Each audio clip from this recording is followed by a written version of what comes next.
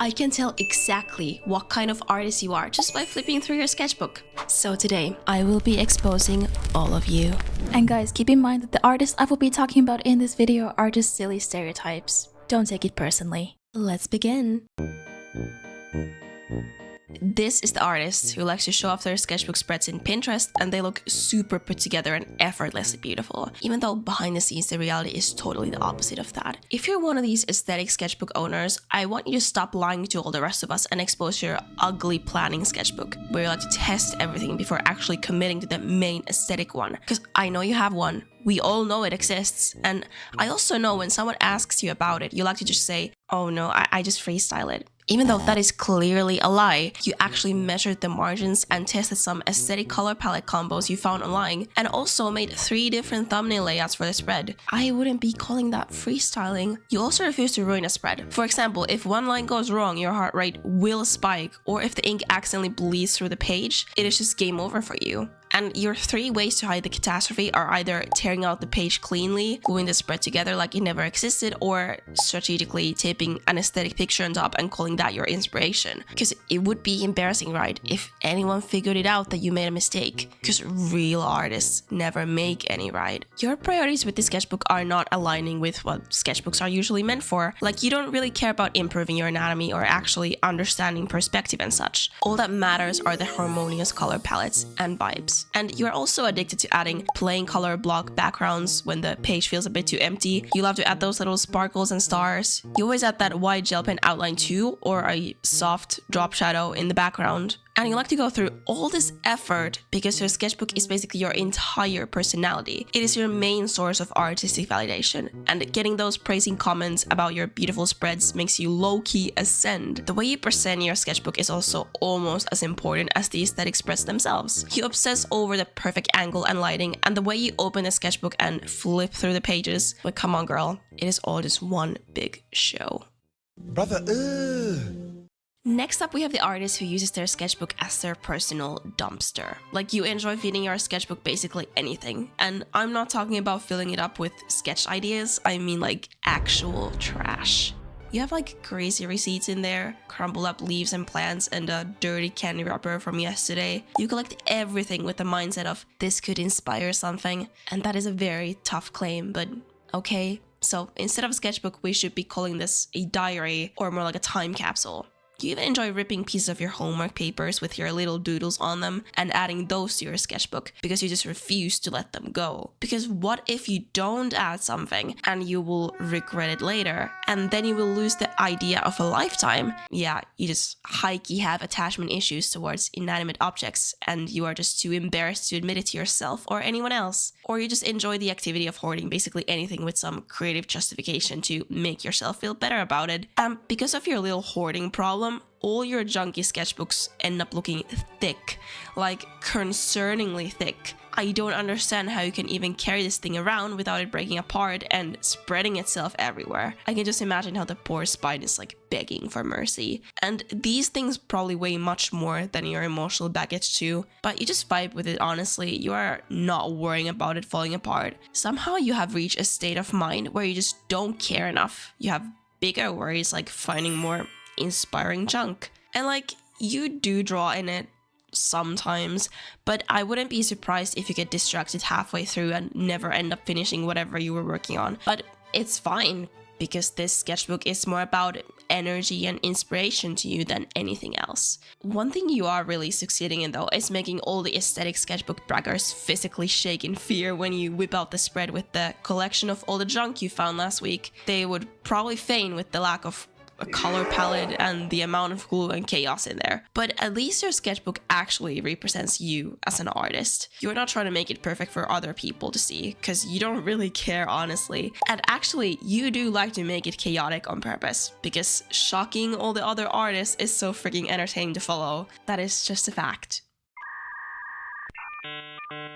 If you're a digital artist, first of all, you're cool AF. And second, you probably know the pain of having your ideas scattered across Pinterest boards, screenshots, or random folders. So what I do is, instead of taping random scraps and throwing my ideas into a notebook, I throw them into Milanote, which also happens to be the sponsor of today's video. You can basically dump all your inspiration, ideas, sketches, and finished illustrations into organized boards, so your art process actually makes sense for once. You can start off by using one of their board templates, or make completely your own from scratch. For example, here's a board I made specifically to plan the artwork for the background of this exact video using the simple tools Milanote has to offer. First, I started off by copying and pasting some inspiration pictures from Pinterest, which is where I get about 95% of my artistic thoughts and also my entire personality. One very helpful feature Milanote has is that you can turn pictures into links, so you just click on them and they take you right back to Pinterest to find more similar ideas.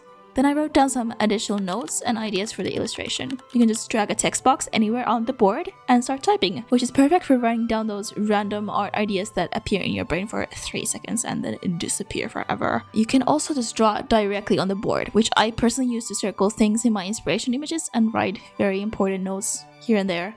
You can also sketch directly on the board itself, which is really convenient because then you don't have to constantly copy and paste rough sketches between different apps. And another feature that's really useful for artists is the ability to add color boxes, so you can quickly just visualize a color palette for your piece. For example, here I added the color of my line art, yellow of the bees, and some red tones for the flowers. And if you want to make your boards even more organized, you can create subboards inside your boards, which is great if your brain tends to generate about 400 art ideas at the same time. Like, here I have just dumped a bunch of additional inspo pictures. And what's also great is that you can share your Milanote boards with your artist friends too for some constructive feedback. And you can even use Milanote on the go with your phone, so you can always access your boards when the inspiration strikes. So art kiddos, if you want to try give a digital sketchbook a go that is actually organized instead of pure creative chaos, you can check out Milanote using the link in the description. It is free, and I promise you will fall in love with it. Alright, time to roast the next maniac. If you are one of these anatomy-obsessed sketchbook users, you keep insisting your sketches are studies, not just sketches. That makes it sound more professional and acceptable, I guess. I don't know. You have like 300 torsos drawn in there, from the front view, side view, even the 3/4 view, but you cannot pinpoint a single finished illustration though, or at least anything that you are slightly proud of or happy with. Your spreads are filled to the brim with perfect looking hands, arms, legs, collarbones, or whatever. There isn't a single wasted space on your pages, which sounds like you must be satisfied with at least some of your works. But because you are such a freaking perfectionist, you don't claim any of them. They are not good enough because the thumb you drew is 0.2 millimeters too short or something. That is just unacceptable, and you have to start over because everyone will notice for sure. Or sometimes you just get a vibe that the drawing is kind of off and you cannot really tell what it is exactly, so you just accept your fate and start over. You love to charge yourself harder than any art teacher is even capable of, because mastering anatomy is not only your goal, it is more like your destiny. And I know your favorite after drawing hour activity is doing more research into your current anatomy hyperfixation. While other artists enjoy simply watching speed paints, you rather dive into a 2-hour lecture about something that sounds fancy like advanced ribcage mechanics. Besides the anatomy itself, you're also a master of the guidelines. It has become muscle memory for you to just whip out a perfect circle or a cross when it is required. Even though learning that to countless failed attempts you don't like to talk about because it low-key gives you PTSD. I just find it so funny how these guys are capable of drawing a pelvis from memory, and probably even with their eyes closed and even with their non-dominant hand. But drawing something basic like a chair is just an impossible mission. Or maybe those kind of subjects just disgust you too much. I don't know. You tell me.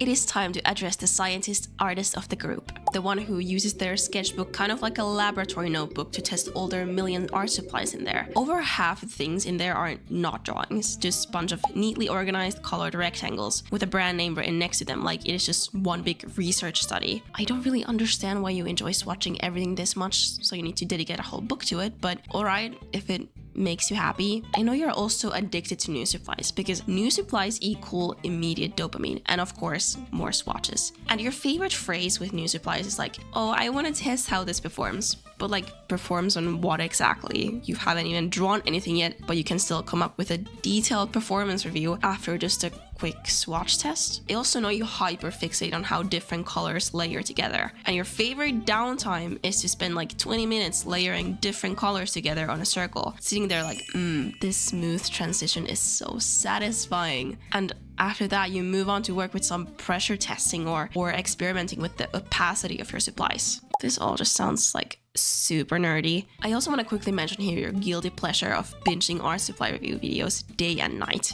Especially when you are not able to take part in these experiments yourself, you love to intensely follow other people doing it for you. And if they try sugarcoating the supplies a bit too much, you will not hesitate leaving an aggressive comment down below about what they forgot to mention. I just find it a bit funny how you care so deeply about the paper texture of your sketchbook, even though you barely ever finish any pieces in there. Does it really matter if the paper is cold or hot pressed, or if it peels under heavy layering, if you only waste it on some color patches? But to be fair, you have accidentally become an expert of these supplies and have like a sixth sense with being able to tell what pens and paper work the best together and what markers streak the most or what takes the longest time to dry. And your knowledge has probably saved many of us when we have desperately tried to do our research on what supplies to get. So props to you, my friend.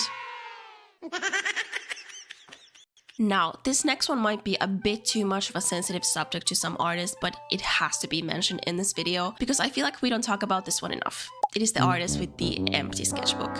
Like, you didn't mean to leave it all empty and unused, but it just kinda happened. You bought it full of motivation and excitement for what was about to come out of it. You walked to the art supply store feeling determined and knew exactly what you came there for. And you were ready for your new artistic era and comeback. I know we have all been through this moment at least like few times, don't lie. And you made the first page of this sketchbook like drop dead gorgeous. You actually tried super hard. Like, imagine all the things you would be able to achieve if you just put in the same amount of effort into other aspects of your life too. But after that first page, it just kind of ends there. There's like nothing else, just bunch of aching empty pages. And there are several potential reasons behind why this ended up happening. You either love to gaslight yourself and think of it like, oh, I'm just waiting for the right idea, because brainstorming with your pencil to the sketchbook just feels too overwhelming for some reason. Or you just feel too scared to waste the good paper for some underwhelming drawings. And because the sketchbook doesn't deserve your current skill level on art.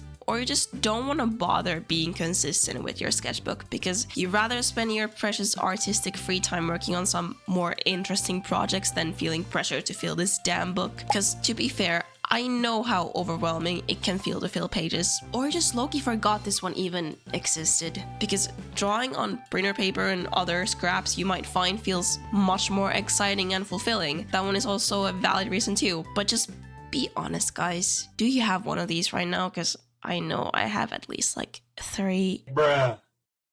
Wow. Okay, time to talk about the final boss. I am actually quite terrified of these artists who have a masterpiece on every single page of their sketchbook. These guys only have this one singular sketchbook. They don't have other half-used ones laying around like the rest of us. They just have this one loyal companion, and it's like they are in a committed relationship with it through the good and bad pages. And they have somehow reached this level of peace the rest of us just cannot comprehend. They do not tear out pages like ever. They are not trying to hide their mistakes. They practice something scary called trust the process. And the bad pages are on the same level as someone's portfolio centerpiece. The funny thing is that they don't even realize it themselves how talented they actually are. And nothing in their sketchbook is really a big deal, and they just claim them as quick doodles if anyone asks, even though it probably took several hours to put it together. Being so nonchalant about your excellence is actually super intimidating. I guess if you are one of these artists, you are kind of like a monk. You enjoy the quiet improving and the life of a balanced, well-rested artist who actually takes time to take care of themselves. That is some suspicious behavior. Like, are you okay? And where did you learn this level of discipline, by the way? Being able to just raw dog your sketchbook fully from cover to cover, like, that's unheard of. And not having a crisis over art styles or keeping up with certain aesthetics also, just like, how? Please teach the rest of us. Alright, be honest with me, guys. After all of this, which one are you? Or are you like all of them at different times? Because I want you to go to the comments right now and confess. And if you felt personally attacked by this video, good. That meant that it was accurate. Anyway, we'll be seeing in the next video, Arkidos. Bye-bye!